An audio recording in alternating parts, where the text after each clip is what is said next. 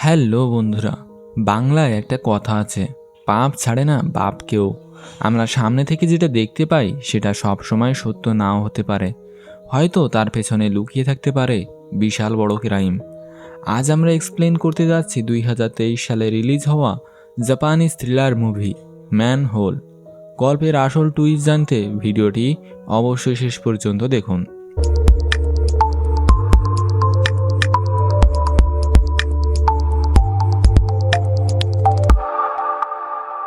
গল্পের শুরুতে আমরা কাইমুরা নামক একটি ছেলেকে দেখতে পাই, যে তার অফিসের কলিগদের সাথে পার্টি করছিল, কারণ কালকে তার এই অফিসে সিওর মেয়ের সাথে বিয়ে হতে যাচ্ছে।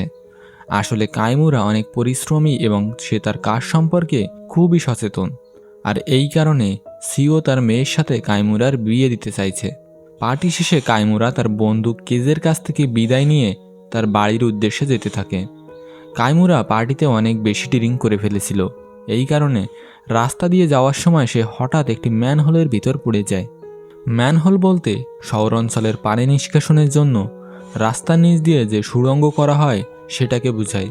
কাইমুরা ম্যানহোলে পড়ে যাওয়ার পর সে কোনো রকমে উঠে দাঁড়ানোর চেষ্টা করে, কিন্তু অত উঁচু থেকে নিচে পড়ে যাওয়ার কারণে সে ভীষণভাবে আহত হয়ে যায়। দেখা যায় তার পা কেটে রক্ত বের হতে থাকে। তখন সে তার আহত জায়গাটি একটি কাপড় দিয়ে বেঁধে দেয়। কিছু সময়ের মধ্যে কাইমুরার নেশা কেটে যায় এবং সে বুঝতে পারে সে একটি ম্যানহোলের ভিতর আটকা পড়েছে। এরপর সে ম্যানহোলের ভিতরে সিঁড়ি দিয়ে উপরে ওঠার চেষ্টা করে। কিছু দূর ওঠার পর সে দেখতে পায় উপরের সিঁড়িগুলো ভাঙা রয়েছে, কিন্তু সে রেগে গিয়ে উপরে ওঠার চেষ্টা করে। তখন সেখান থেকে সে একদম নিচে পড়ে যায়। কাইমুরা তার আঘাত লাগা পায়ে আবার আঘাত পায়। নিজেকে কোনো রকমে সামলে সে সেখানে চুপ করে বসে থাকে এবং ভাবতে থাকে কিভাবে এখান থেকে বের হওয়া যাবে। এরপর সে পাশেই তার ব্যাগ দেখতে পায়। সেখান থেকে সে তার লাইটার ও ফোন বের করে নেয়। ফোনটি পেয়ে সে খুব খুশি হয়ে যায় এবং সাহায্যের জন্য সে তার হবু স্ত্রীকে কল করে, কিন্তু বারবার কল দেওয়ার পরেও সে ফোন রিসিভ করে না। কাইমুরা ভাবে হয়তো অনেক রাত হয়ে গেছে, এই কারণে সে ঘুমিয়ে পড়েছে। এরপর সে তার অফিসের কলিগদের কাছে কল করে, কিন্তু অবাক করা বিষয় হলো কেউই তার ফোন রিসিভ করে না। বারবার কল দেওয়ার পরেও কোনো লাভ হয় না। সে খুব চিন্তায় পড়ে যায়। সে বুঝতে পারছিল না এই ম্যানহোল থেকে সে কিভাবে বের হবে। ম্যানহোলে আটকে যাওয়ার প্রায় ঘন্টাখানেক হয়ে গেছে। সেখান থেকে ভীষণ পচা গন্ধ আসতে থাকে। কাইমুরা লক্ষ্য করে একটি পাইপ থেকে পচা দুর্গন্ধ আসছে। এটা বন্ধ না করলে সে সেখানেই অসুস্থ হয়ে পড়বে। কাইমুরা তখন ব্যাগ থেকে একটি টেপ বের করে পাইপটির মুখ ভালোভাবে আটকে দেয়। এরপর সে দেখতে পায় তার ফোনে তার প্রাক্তন প্রেমিকার কল এসেছে। কল পেয়ে সে খুব খুশি হয়ে যায় এবং প্রাক্তন প্রেমিকার কাছে সে সাহায্য চায়। আসলে কাইমুরা তার প্রাক্তন প্রেমিকাকেও কল করেছিল, তাই হয়তো সে কল ব্যাক করেছে। মেয়েটির নাম ছিল নাজুমা। নাজুমা একসময় কাইমুরাকে খুবই ভালোবাসতো, কিন্তু কাইমুরা কোনো কারণ ছাড়াই তাকে ধোঁকা দিয়েছিল। নাজুমা জানতো কাল কাইমুরার বিয়ে হতে যাচ্ছে, এ কারণে সে ঠিকভাবে তার সাথে কথা বলে না। কাইমুরা বলে, আমাকে সাহায্য করো, অফিস থেকে বাড়ি ফেরার পথে আমি রাস্তার ম্যানহলে পড়ে গেছি। এই ম্যানহলটা কনস্ট্রাকশন সাইটের আশেপাশেই হবে, প্লিজ আমাকে এখান থেকে এসে উদ্ধার করো। নাজুমা বলে, তুমি আমার কাছে সাহায্য কেন চাইছো? তুমি পুলিশকে কল দাও, তারা তোমাকে সেখান থেকে বাঁচিয়ে নিবে। এই বলে নাজুমা তার কলটি কেটে দেয়। কাইমুরা পুলিশকে ফোন করতে চাচ্ছিল না, কিন্তু কোনো উপায় না পেয়ে সে পুলিশকে কল করে। পুলিশ তখন কাইমুরার কাছে তার অ্যাড্রেস জানতে চায় এবং জিজ্ঞেস করে সে কিভাবে ম্যানহলে পড়ে গেল। কাইমুরা তখন পুলিশকে সব কিছু বুঝিয়ে বলে। সব কিছু শোনার পর পুলিশ কাইমুরাকে বলে, আপনি চিন্তা করবেন না, আমরা 10 মিনিটের মধ্যে আপনার কাছে পৌঁছে যাব। পুলিশের কথা শুনে কাইমুরা অনেকটা আশা খুঁজে পায়। এরপর সে সেখানে পুলিশের জন্য অপেক্ষা করতে থাকে। কিছুক্ষণ পর কাইমুরার কাছে আবার নাজুমার কল আসে। নাজুমা বলে, তুমি এত রাতে কল দিয়ে আমার সাথে মজা করছো? আমি তোমার লোকেশন চেক করেছি, তোমার আশেপাশে কোনো ম্যানহল নেই। এটা শুনে কাইমুরা ভীষণ ঘাবড়ে যায়। সে নাজুমাকে বলে, আমি সত্যিই ম্যানহলের ভিতরে আটকা পড়েছি। আমি পুলিশকেও ফোন করেছি, তারা 10 মিনিটে এখানে আসতে চেয়েছিল, কিন্তু এখন 30 মিনিট হয়ে গেছে, কিন্তু তারা এখনও সেইখানে পৌঁছায়নি। আমার ভীষণ ভয় করছে, দয়া করে আমাকে সাহায্য করো। নাজুমা বলে, ঠিক আছে, তুমি এই মুহূর্তে কোথায় আছো সেটার লোকেশন আমাকে পাঠিয়ে দাও। আমি লোকেশন অনুযায়ী সেখানে পৌঁছে যাব এবং তোমাকে উদ্ধার করব। কাইমুরা তখন নাজুমাকে লোকেশন পাঠিয়ে দেয়, কিন্তু সে নিশ্চিত ছিল না যে নাজুমা লোকেশন অনুযায়ী সেখানে পৌঁছাতে পারবে কিনা, কারণ সে পুলিশকেও লোকেশন পাঠিয়ে দিয়েছিল, কিন্তু তারা এখনও এসে সেখানে পৌঁছায়নি। কাইমুরা তার ফোন দিয়ে ম্যানহলের কিছু ছবি তুলে নেয় এবং ভালোভাবে দেখতে থাকে। কিছু সময় পর তার কাছে পুলিশের কল আসে। পুলিশ জানায় কাইমুরার লোকেশন অনুযায়ী সেখানে তারা কোনো ম্যানহল খুঁজে পায়নি। পুলিশের কথা শুনে কাইমুরা ভীষণভাবে ভেঙে পড়ে, কারণ সে নিজেও জানে না সে এখন কোথায় আটকা পড়ে আছে। এরপর সে আবারও ম্যানহলের সিঁড়ি দিয়ে উপরে ওঠার চেষ্টা করে, কিন্তু কিছু দূর যাওয়ার পর সে ম্যানহলের সিঁড়ি ভেঙে একদম নিচে পড়ে যায়। মাথায় আঘাত লাগার কারণে সে সেখানে অজ্ঞান হয়ে পড়ে থাকে। কিছু সময় পর জ্ঞান ফিরলে সে দেখতে পায় সেখানে কিছু ইঁদুর মরে পড়ে আছে, আর সেখান থেকে প্রচণ্ড দুর্গন্ধ বের হচ্ছে। এখান থেকে বের হতে না পারলে সে দম বন্ধ হয়েই সেখানে মারা যাবে। কাইমুরা বুঝতে পারে এখান থেকে বেঁচে ফিরতে হলে তাকেই কিছু করতে হবে। হঠাৎ করে কাইমুরার মাথায় একটি বুদ্ধি আসে। সে তার ফোন বের করে টুইটারে একটি মেয়ের ছবি দিয়ে ফেক অ্যাকাউন্ট খুলে ফেলে এবং সেই অ্যাকাউন্টের নাম দেয় ম্যানহল গার্ল। এরপর সে ওই ফেক অ্যাকাউন্টে বিভিন্ন ধরনের পোস্ট করতে থাকে। সে বোঝায় যে, হাই, আমি ম্যানহল গার্ল। আমি পার্টি শেষে বাসায় ফেরার সময় ম্যানহলে পড়ে গেছি। আমি সাহায্যের জন্য পুলিশকেও ফোন করেছিলাম, কিন্তু কোনো লাভ হয়নি। আমার ফোনে জিপিএসও ঠিকভাবে কাজ করছে না। আমাকে সাহায্য করুন। পোস্টের সাথে সে ম্যানহলের কিছু ছবিও পোস্ট করে, যাতে সবাই বুঝতে পারে মেয়েটা আসলেই বিপদে পড়েছে। কাইমুরা মেয়ের নাম ও ছবি দিয়ে অ্যাকাউন্ট খুলেছিল, কারণ বাস্তবে একটি ছেলের থেকে একটি মেয়েকে সাহায্য করার জন্য সবাই এগিয়ে আসে। পোস্ট করার পর কাইমুরার কাছে নাজুমের কল আসে। সে রেগে কথা বলার জন্য তার কাছে ক্ষমা চায়। আসলে নাজুমি হয়তো এখনও কাইমুরাকে ভালোবাসে। নাজুমি ছিল একজন নার্স। কাইমুরার ক্ষত স্থানের কথা শুনে সে দ্রুত তাকে সেখানে সেলাই করতে বলে, কারণ অতিরিক্ত রক্তক্ষরণ হলে সে সেখানে মারাও যেতে পারে। কিন্তু ম্যানহোলের ভিতর সেলাই করার কোনো জিনিসপত্র না থাকায় সে ব্যাগ থেকে স্টেপলার মেশিন বের করে ক্ষত স্থানে বারবার স্টেপ করে। কাইমুরা নাজুমিকে বলে, এরকম অবস্থায় যদি আমি বাইরেও থাকতাম তবুও কেউ আমাকে সাহায্যের জন্য এগিয়ে আসতো না। আমার আসলে কাছের বলতে কেউ নেই। এইসব কথার মানে আমরা গল্পের পরবর্তীতে জানতে পারবো। এরপর দেখা যায় কাইমুরার টুইটার পোস্টটি #ম্যানহল গার্ল দিয়ে টুইটারের ট্রেন্ডিংয়ে চলে যায়। এরপর সেই পোস্টে একের পর এক কমেন্ট আসতে থাকে। সেখানে দেখা যায় প্রিন্স নামে একটি অ্যাকাউন্ট থেকে কাইমুরাকে বাঁচানোর জন্য সবথেকে বেশি আগ্রহ প্রকাশ করেছে। প্রিন্স নামের সেই ব্যক্তি কাইমুরাকে মেয়ে ভেবে তার কাছে লোকেশন ও ডিটেইলস চায়। এখানে অনেকে কমেন্টে বলতে থাকে ম্যানহল গার্লকে হয়তো কেউ কিডন্যাপ করেছে এবং পার্টিতে তার ড্রিঙ্কে কেউ ওষুধ মিশিয়ে দিয়েছিল।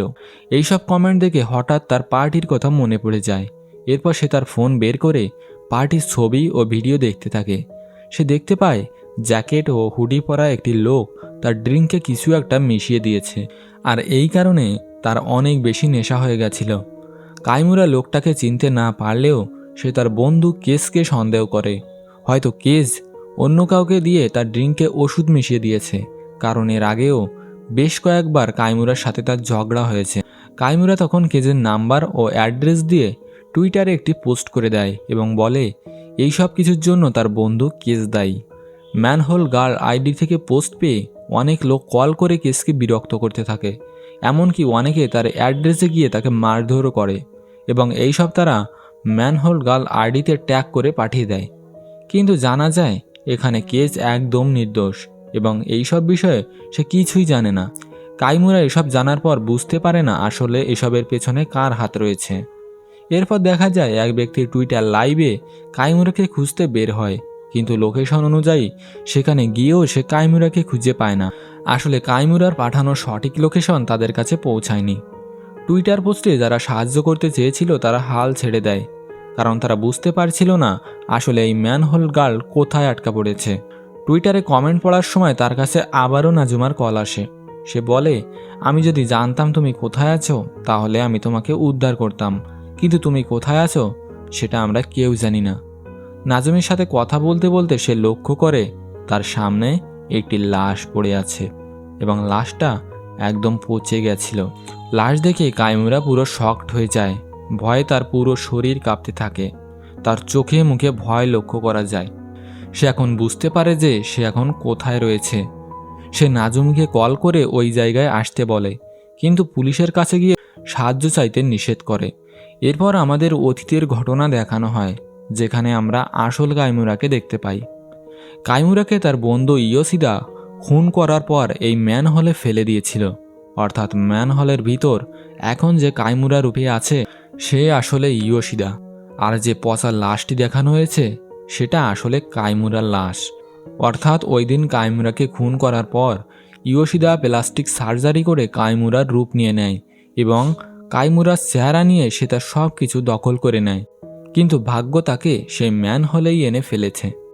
আস্তে আস্তে ইয়োশিদা সব বুঝতে পারে, আর এত সময় নাজুমা নামে যে মেয়েটি তাকে কল করছিল সে আসলে কাইমুরার ছোটবেলার প্রেমিকা ছিল, যার আসল নাম ওরিহারা। কাইমুরা তাকে ভীষণ ভালোবাসত এবং সে তাকে কথা দিয়েছিল যে সে তাকে বিয়ে করবে।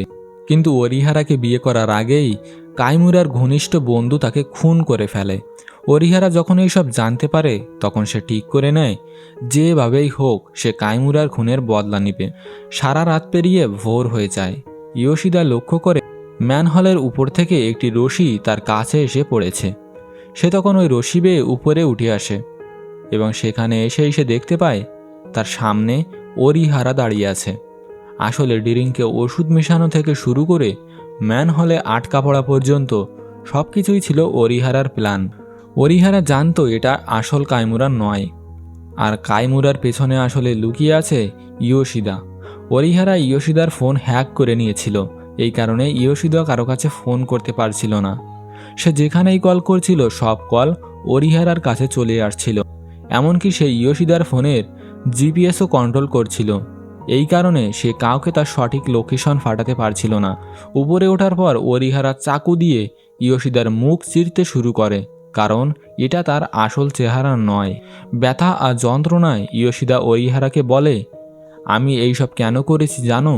কারণ এই সমাজে আমার সাথে কেউ ঠিকভাবে কথা বলতো না, আমাকে কেউ ভালোবাসতো না, এমনকি নিজের বাবা মাও আমাকে দূরে সরিয়ে দিয়েছিল। অন্যদিকে কাইমুরার জীবন ছিল সুন্দর, তাকে সবাই ভালোবাসত। তাই আমি ঠিক করে নিয়েছিলাম তাকে মেরে আমি কাইমুরার জায়গা নিয়ে নিব, তাহলে সবাই আমাকে ভালোবাসবে। এই সিদ্ধান্ত আমার জীবনে অনেক সুখ এনে দিয়েছে, দয়া করে আমাকে মাফ করে দাও। ইয়োশিদার কথা শুনিয়ে সে তাকে মাফ করে দেয়, কারণ সে তো নিজের ভালোবাসাকে হারিয়ে ফেলেছে। এখন সে অন্য কারো সুখ কেড়ে নিতে চায় না। ওরিহারা সেখান থেকে চলে যেতে থাকে, কিন্তু তখনই ইয়োশিদা পেছন থেকে এসে ওরিহারার গলা চেপে ধরে। ইয়োশিদা তাকে মেরে ফেলার চেষ্টা করে, কিন্তু দূর থেকে একটি বাচ্চা ক্রসবো থেকে তীর নিক্ষেপ করে এবং ইয়োশিদাকে মেরে ফেলে। ইয়োশিদা আবারও ওই ম্যানহলের ভিতরে গিয়ে পড়ে। এই বাচ্চাটি ছিল আসলে টুইটারের সেই প্রিন্স, এবং সেভাবে মেয়েটি হয়তো ম্যানহলে পড়ে গেছিল, আর ওই ছেলেটি ছিল কিডন্যাপার, যে ম্যানহোল গার্লকে কিডন্যাপ করেছিল। তাই ইয়োশিদাকে লক্ষ্য করে বাচ্চাটি তীর নিক্ষেপ করে। ইয়োশিদা ম্যানহলে পড়ে যায় এবং বাচ্চাটি ম্যানহলের ঢাকনা বন্ধ করে দেয়। আর এখানেই এই মুভিটির গল্প শেষ হয়ে যায়। গল্পটি কেমন লাগলো অবশ্যই আমাদের কমেন্ট বক্সে জানাবেন। পরবর্তী ভিডিওর আপডেট পেতে আমাদের চ্যানেলটি সাবস্ক্রাইব করে বেল আইকনে প্রেস করে রাখুন।